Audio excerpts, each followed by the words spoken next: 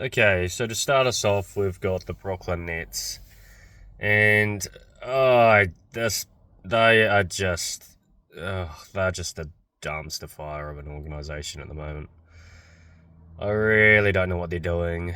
Um, Sean Marks is running it, and even though he is a fellow Kiwi like myself, he's not doing a great job, and they are kind of just going nowhere at this point.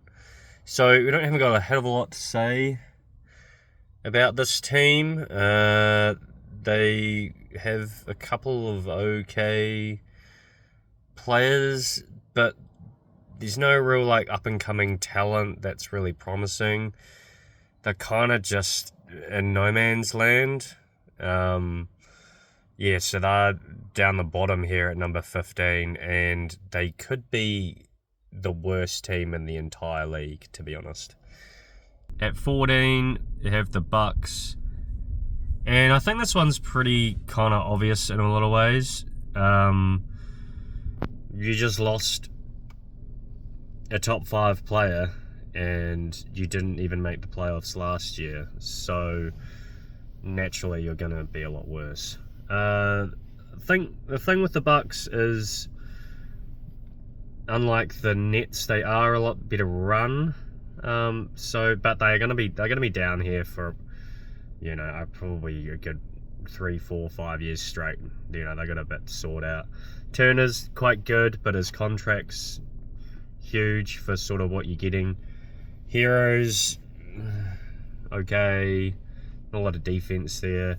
They just don't. Yeah, they're just lacking a lot of talent, and that's why I've got them here at number 14. Got the Chicago Bulls here at number 13. They're kind of interesting. They're really young. They seem to do quite well when they play with a lot of pace. They can catch a few teams off guard. They do play with a pretty high motor, and that can sort of translate to a few more wins than some of the teams below them. But it's a bit more of the same. There's no clear-cut star in this team. Giddy's quite nice. He runs that offense pretty well. But ultimately, yeah, just not talented enough to sort of break through into the next tier, really. And this one might surprise a few people, but I have the Charlotte Hornets at number 12. They had a good year last year. They almost made the playoffs. They had a number 1 offense, I think, for sort of a decent stretch, or at least a top 3 offense. But the major part of that was LaMelo Ball, and they've lost him now.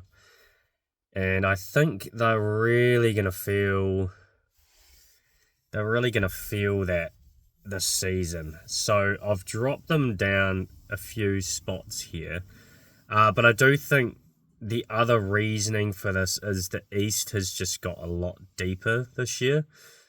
It's sort of balancing out a bit more in terms of those two conferences. But Kinnaple's good. Brandon Miller's nice. They shoot a lot of threes. They make a lot of threes. They offensive rebound well. This could be a little low for them. This is probably, but yeah, I'll get into that when I get into the next couple picks. So in 11 we have the Orlando Magic, and this is kind of where these next few teams, to me, are all very close, and I would hear an argument with the Magic probably as high as 8 or 9.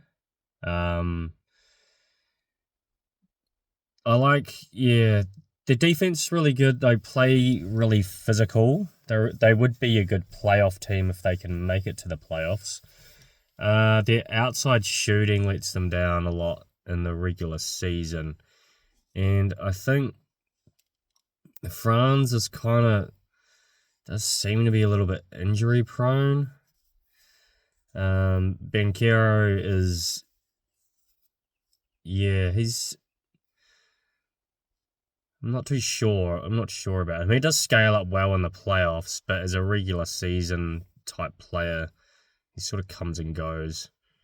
They're pretty talented, and this one this is probably one of my less confident kind of picks, but I've got them here at number 11. Alright, so in 10, we have the Washington Wizards, and I think they're going to be actually pretty good this year, assuming Davis is healthy and plays, say, at least 60 games.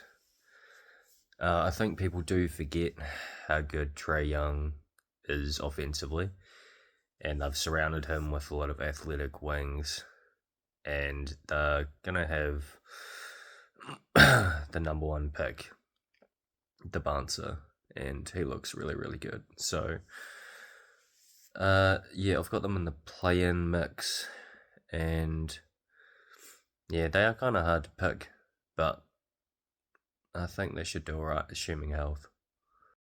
In 9, we've got the Hawks, and the Hawks have added Wiggins and Dort to their team. So you can kind of see what they're trying to do here. I sort of feel like they're trying to become almost like the Thunder of the East or something along those lines. But they're lacking that tier 1 sort of superstar. So they've dropped a few places. They finished 6th last year. But the East is just a lot better. So I think they're going to find it hard to probably get a playoff spot. They'll be a good regular season team, though. They'll get up and down the floor and they'll defend at a high level. I just think the offensive ceiling in the half court is still relatively low. In 8, we have the Pacers, and they pretty much seemed to just punt last year away and try and get a high draft pick. So I don't think we can go too much off that. Halliburton was out all season, but we're only, 15 odd months removed from him being 1 win away from winning the title. So I think maybe the first few months might be a bit slow for them getting back in the rhythm, back into a rhythm of things, and maybe him getting his legs under him. But once this team gets going, I think they're going to start stacking quite a few wins. So I'm predicting their second half of the season will be really good. But I think they'll have a pretty slow start, which is why I've got them down a bit lower. Now, Miami Heat. I've got them here at number 7, and I think the duo of Bam and Giannis is going to be pretty insane defensively. They're going to be a really, really good defense. Pretty much all over the place. What they lack, though, is they really lack some shooting. If they could land, say, Clay Thompson out of a buyout or something along those lines, that would probably jump them another few spots for me. Just having someone to pull the defense out of it, and they'll be able to cover for him defensively. But yeah, the outside shooting is really the concern. But you have got the best player in the conference, so, and they've got probably the best coach in the league as well. So they can do some pretty big things. It'd be nice to see Giannis in a decent playoff run, because we've missed out on that for a few years now. Yeah, now we've got the Cavs in number 6. They're a pretty good team. They're going to win a lot of games in the regular season, because the core of this team's been together for a while now, so they all gel pretty well. Mobley and Allen play pretty well together in the middle there. they've got a good backline, good backline defense. Offensively, they're good with Harden and Mitchell. Their ceiling in the playoffs, though, I don't think has really changed. I think they kind of lucked out on getting LeBron, which would have put them a lot higher.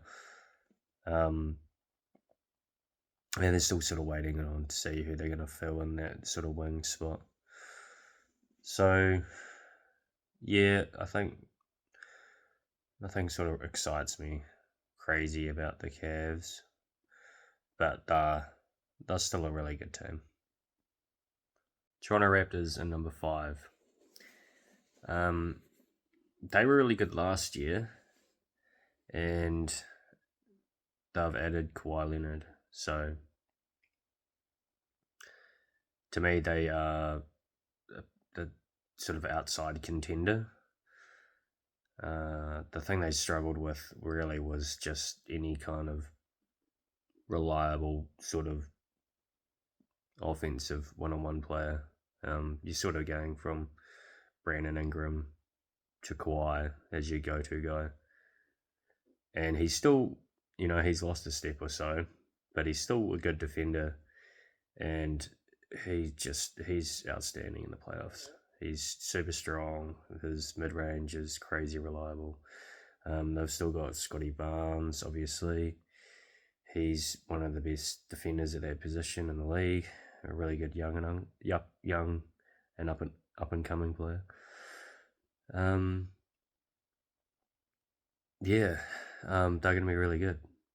They were probably. I'm thinking they're going to finish in 5, but I think they've got a real shot to make the conference finals and possibly even the finals. Now we've got what we call pretty much the science experiment team. We've got the 76ers at number 4, and on paper, they have by far the most talent in this entire conference. Um, but it's this age old thing with Embiid. Is he going to be healthy? What are you going to get out of him? When he's playing, he, even with these new additions, would still be the best offensive player. But it just gets quite clunky when you have him so rarely, and then when he is there, it's such a big change to how everything's run offensively. And they've added LeBron, which, I mean, on a vet minimum, that's a massive upgrade.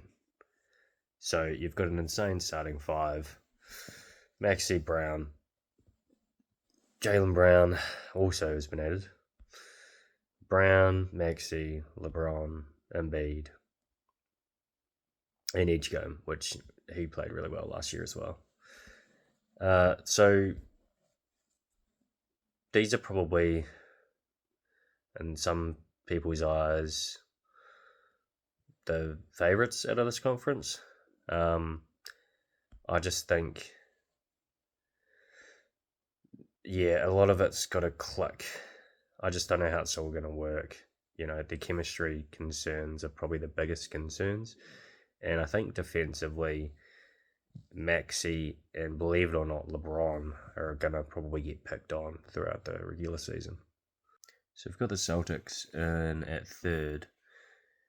In this off season, they've traded Brown for George, and I do think they're really going to miss Brown's sort of downhill attacking. He's obviously by far the better player. I think George will slot in quite well with the Celtics team. He still defends at a high level, and he is a bit outside shooter than Brown, so it does help a bit more with the spacing. This is really gonna. This ranking does sort of heavily rely on Tatum having a really good season. Boston, they're just really well coached. They shoot the 3 exceptionally well. They'll probably shoot the 3 better this year than they did last year. They're really well coached. They have a really good culture there. Missoula runs a pretty tight ship, and he's got no issue benching you if you're not doing what you're supposed to do. Yeah, talent-wise, they're not as talented as the Sixers, and I think if that they match up with them again these playoffs, I actually think they're gonna get hammered. Brown's gonna be out for blood, and it's been shown, last year that they've got nothing for Embiid. But I do think they will have more regular season wins than the Sixers team. So that's why I've got them here at number 3. I don't really think they have any chance of beating any of the teams coming out of the West. Unlike the Sixers, yeah, you would give them a shot against anyone, really. Now, at number 2, this is the team to beat in this entire conference. We've got the New York Knicks, and they're fresh coming off their title last year and have essentially kept the same roster from. They lost Robinson, but they've got the same lineup essentially from last year. The only reason I don't have them at number 1 is because they went to the finals last year, so I don't think they're going to be super phased if they don't get that number 1 seed. But I think just purely off talent, they're going to be up here at number 2. They gel really well. Their chemistry is insane. They gel really well together. Brunson, probably the best closer in the league in terms of finishing out games. OG Anunoby, in my opinion, is the best role player in the league. They cover really well for Brunson and Towns. And Towns had a breakout year last year. He sort of proved that, all that sort of chatter about him essentially was wrong. The Minnesota days, and you can't win with him because he can't defend, and he was a really good counter to Wimsey. Shooting that well from 3 and being able to pull him out, that really changed that whole series. They're just a really well balanced team. Hart, you've got that Hart's your gritty sort of wing that do it all the dirty things, all the dirty work. And there's and Bridges, another versatile wing. Good defense, great offense,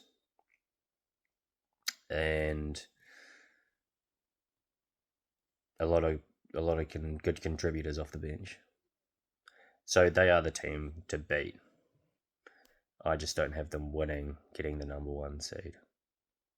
And taking out number 1, we've got the Pistons. And these guys are just a bunch of bullies, to be honest. They won 60 games last year, and I think just with a natural progression of their young guys, I think Cade's going to get a lot better, and Duran as well. I think he's going to have a bounce back year, especially in the postseason. They've added Joe, Isaiah Joe, and John Collins to give you a lot more shooting, which is what they need. They just offensively